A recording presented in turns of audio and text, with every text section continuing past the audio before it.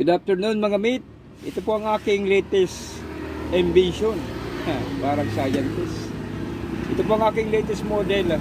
Ayan, long strap na nilagyan po natin ng balat sa ibabaw. Nakatahi po siya. Ayan, no? Kabilaan. Pulido po yung hulma.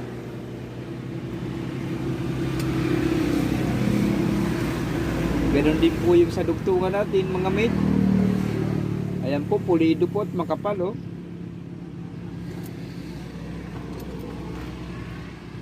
Ito po yung balat natin mga mate. Nilagay ko po ng kunting allowance para pagbubuksan niyo po. Para pagbubuksan po natin ay meron po tayong hawakan. Ito po. Ayan. Kunwari, ito po yung panang manok. Ihilahin mo lang.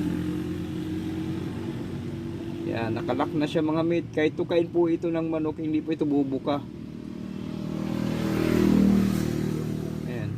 Nilagyan po natin ng protection na balat. Kasi single strap po siya para po maging matibay. Kahit na tukain ito mate ng manok, ay hindi po siya basta-basta maghihimulmul.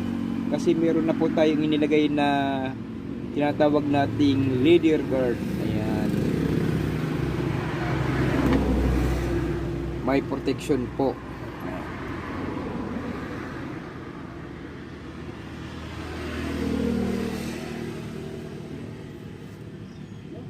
Pwede po kaya ito sa mga mamahalin yung mga manok meat? Mga mamahalin at quality manok. Okay po kayang gamitin ito mga mate?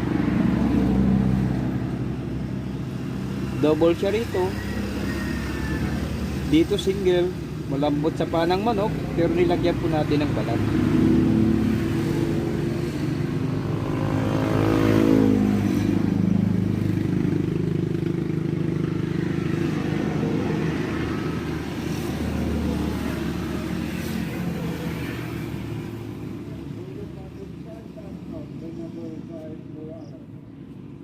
Ito pong lubid natin mga mate, ito po ay size 12. Size 12 ito. Pangkak. Pati po yung pagka-i-splice natin sa dulo ng ating tali, ayan po. Naka-double po siya, double.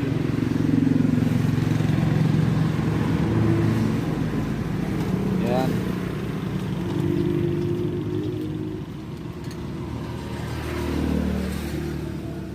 Nakapal po ang hulma natin para matibay.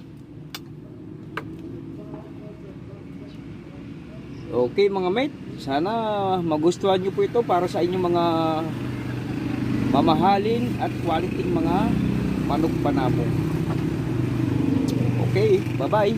Ingat po kayo lagi mga mate.